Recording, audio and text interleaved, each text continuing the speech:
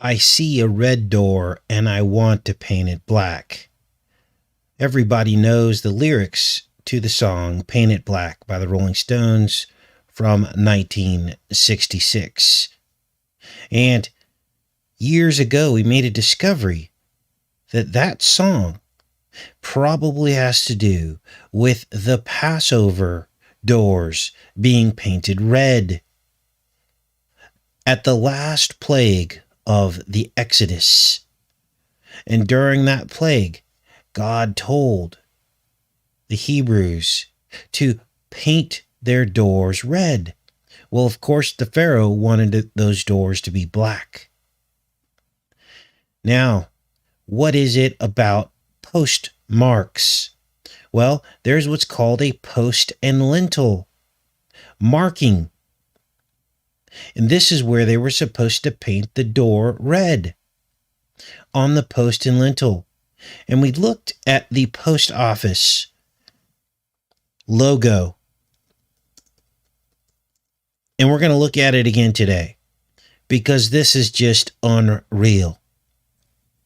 Now we'll get into the news stories and what we found. But something is not right in America. Let's open this image in this tab here and do a little game. Let's rotate this image. And there you see hidden inside the post office logo, the post on each side and the lintel. And here you see the serpent entering the door. I see a red door and I want to paint it black.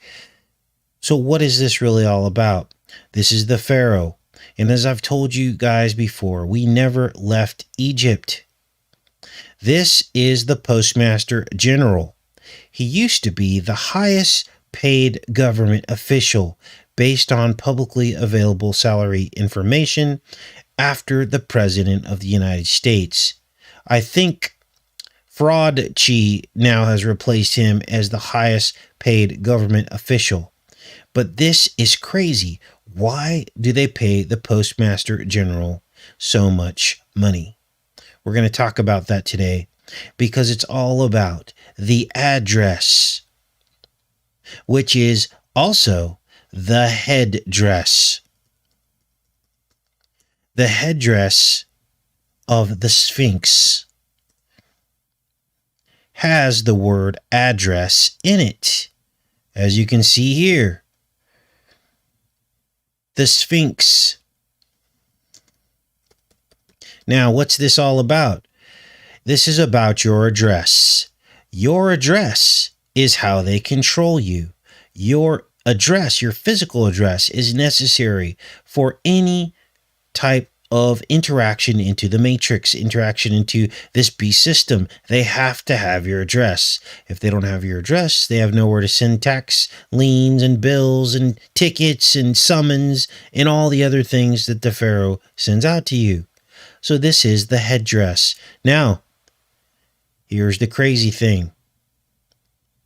Because we went from a physical address to an internet address. And this is now breaking news. The post office is caught running a covert operations program that monitors Americans' social media posts. Now, this should send chills, and this confirms everything we've been talking about. Here we are on April 21st, the 111th day of the year. And this is what's been going on. Now, we're going to break this article down in detail. We're going to spend a little time on it, probably 15, 20 minutes. I want to keep you guys on here all day because we're going to be live tomorrow morning. Make sure we're live, and we'll pop back in here with you guys. Right on. Appears that you guys are all filtering in. Thanks to the new member who joined the channel membership. I appreciate that. The law enforcement arm of the U.S. Post Office Service has been quietly running a program that tracks and collects Americans' social media posts, including those about planned protests, according to a document obtained by Yahoo News. Now, here's what's crazy. Because if they're collecting right-leaning protests being planned, they should also be collecting left-leaning protests being planned. Correct? How is it that they've allowed those things to escalate to the point where things are burning down, cities burning down? It says the details of the surveillance effort known as ICOP, or Internet Covert Operations Program, have not previously been made public. This was a secret program. Now, I'm reading most of this article for the first time, so we're going to break this down. Read between the lines. It says the work involves having analysts trawl through social media sites to look for what the document describes as inflammatory postings, and then sharing that information across government agencies. So they are the hub for collecting this information. Now, you think that this would be something dealing with Homeland Security or the FBI, but no, it's the post office. Why? Because it's all about your internet address, is my guess.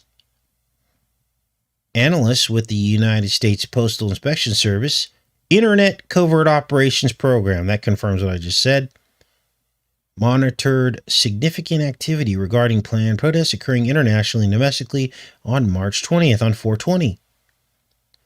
Says the March 16th government bulletin, marked as law enforcement sensitive and distributed through the Department of Homeland Security's fusion centers. Locations and times have been identified for these protests, which are being distributed online across multiple social media platforms, to include that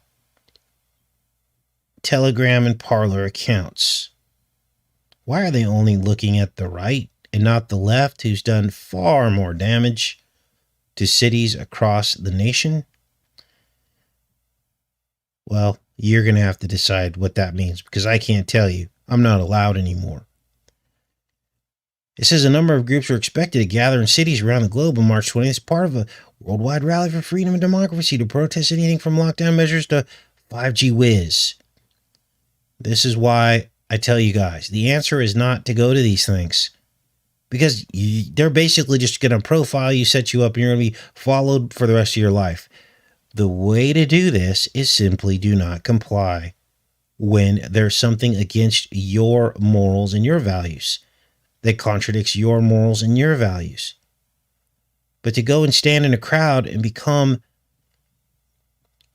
have a tag put on you, that's where all this is headed. Now it says here, Parler users have commented about their intent to use the rallies to engage in bad behavior. Image 3 on the right is a screenshot from Parler indicating two users discussing the event as an opportunity to engage in a fight and do serious damage. You think that the people on the left aren't saying all of this stuff? In fact, the leader of the B to the L to the M movement said that they would keep burning everything down until they got what they wanted. That's an open and direct threat coming straight from the leadership. No intelligence is available to suggest the legitimacy of these threats. It adds, the bulletin includes screenshots of posts about the protests. Individuals mentioned by name include that word and several others whose identifying details were included, but whose posts did not appear to contain anything threatening. Okay, so here's the problem I have with this. People say stuff all the time. It doesn't mean anything until you do something. What is it going to get down to are we going to be living in a society where now they're going to listen through your phone? And if you shoot your mouth off about someone you don't like a neighbor or someone across the street, about what you're going to do in the privacy of your own home, now that will be considered a public threat? It says ICOP analysts are currently monitoring these social media channels for any potential threats stemming from the scheduled protests. Will disseminate intelligence updates as needed. So, you're being talked about. Now, what else do we have here? So here are some of these. They've got like bulletins going out. What? This is right out of that movie. This is like, what do they call us? Pre-crime. This is like pre-crime. I wonder if maybe I should watch that movie and see if there's a post office component to pre-crime. What was the name of that movie? Somebody help me in the chat. with Tom Cruise was in that movie. Inflammatory online postings. What's considered inflammatory? Here, that is the question, right? Let's keep going with this.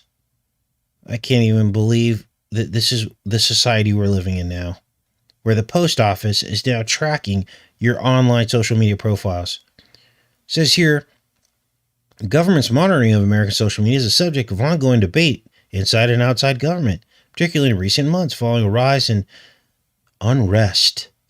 While posts on platforms such as Facebook and Parler have allowed LE to track down and arrest rioters from the crapit hole. Now, here's the crazy thing.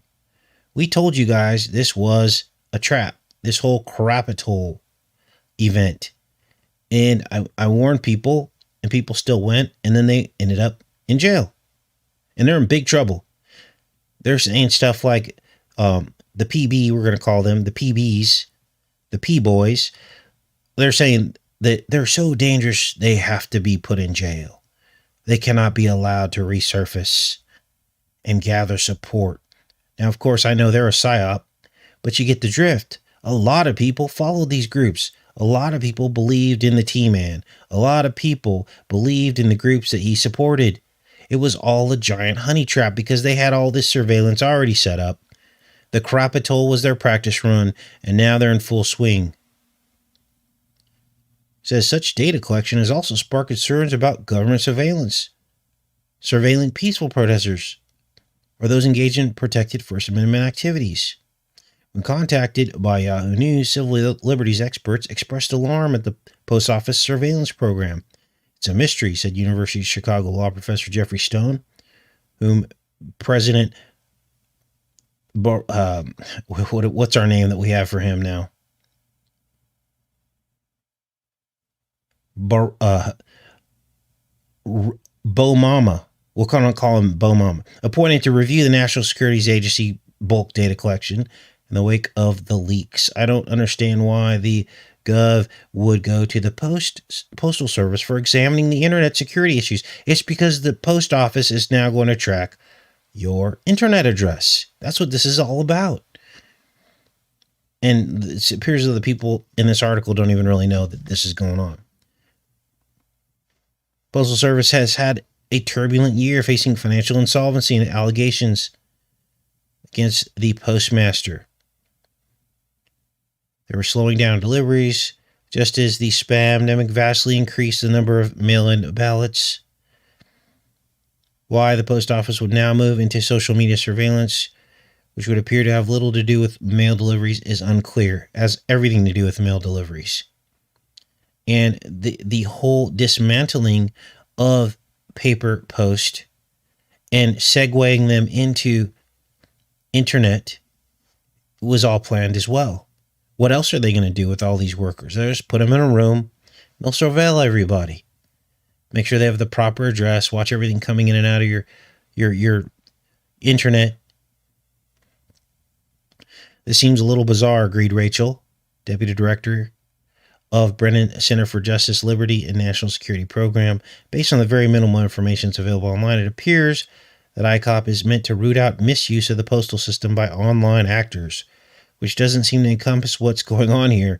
It's not at all clear why their mandate would include monitoring of social media that's unrelated to the use of the postal system. Now, my question is who put them up to this? Was it the T-Man or was it Bo Jiden? Well, it doesn't really matter because the agenda is to trample on your rights and freedoms. This is why you don't ever trust the government with anything. If they're doing stuff like this, what makes you think they've got our best interests in terms of other things, namely the spam-demic? Levinson Waldman also questioned the authority of the Postal Service to monitor social media activity. If the individuals they're monitoring are carrying out or planning criminal activity, that should be the purview of the FBI, she said. If they're simply engaging in lawfully protected speech, even if it's odious or objectionable, then monitoring them on that basis raises serious constitutional concerns. You think? The U.S. Postal Inspection Service did not respond to specific questions sent by Yahoo News about ICOP. but provided a general statement on its authorities. Okay, so let's read this. This is probably important. U.S. Postal Inspection Service is the primary law enforcement, crime prevention, and security arm of the U.S. Postal Service, the statement said. As such, the U.S. Postal Inspection Service has federal law enforcement officers, postal inspectors, who enforce approximately 200 federal laws to achieve the agency's mission. So what are these 200 federal laws? Well, here's some of them. Protect the U.S. Postal Service and its employees, infrastructure, and customers. Enforce the laws that defend the nation's mail system from illegal or dangerous use. And ensure public trust in the mail. So none of that seems to have anything to do with protests. Weird. Internet Covert Operations Program is a function within the U.S. Postal Inspection Service, which assesses threats to Postal Service employees and its infrastructure by monitoring publicly available open source information. It almost appears as though we are slaves of Egypt, under the Pharaoh, under the post office. Whoa. P-O is the first and the last letters of Pharaoh. P-H-A... Wait, did I do that right? P-H-A-R. Wow. Additionally, the Inspection Service collaborates with federal, state, and local law enforcement agencies to proactively identify and assess potential threats to the Postal Service, its employees and customers, and its overall mail processing. So blah, blah, blah, right? They're saying that their goal is the post office and the workers and the infrastructure, but then they're far, far overreaching that with this covert action, this covert surveillance, which seems to indicate that they have a lot more power and have over the people in America than we previously thought. Wondering if the post office is the Pharaoh. The Postal Service isn't the only part of the government expanding its monitoring of social media. In a background call with reporters last month, DHS officials spoke about that department's involvement in monitoring social media for domestic threats. We know that this threat is fueled mainly by false narratives, conspiracy theories, and extreme rhetoric. Now, we already knew this was coming because remember Trump's, what was it? His pick, guy's no longer around, but there was that memo that was leaked that said that we now were the number one domestic terrorists. Remember that? And that was Trump's pick that happened under Trump. Never discredited the leaked memo. He never said it was false. The fact checkers didn't say it was false. So it was a real leaked memo. On his watch, the very people that elected him were the ones that they were targeting. So what does that tell you? It tells you that people do one thing and say another, and it's business as usual with Bo Jiden, same agenda. It says DHS is coordinated with civil liberties and colleagues as well as our private colleagues to ensure that everything we're doing is being done responsibly in line with civil rights. The very fact that you're monitoring people online is violating their civil rights. Now, of course, these are all public profiles and public comments, but this begins to make a strong argument for changing the way that you type in your comments. I know a lot of you are already doing that, and that's really good. I do it as well, coding the way we type so the algorithms don't pick it up, because make no mistake, they're probably working directly with some of these social media platforms, this one included. They probably even are given the algorithms and given search results from the algorithms.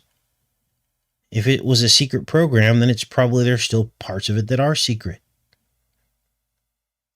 Now, this guy looks like he questioned why the post office would be tasked with something like identifying protests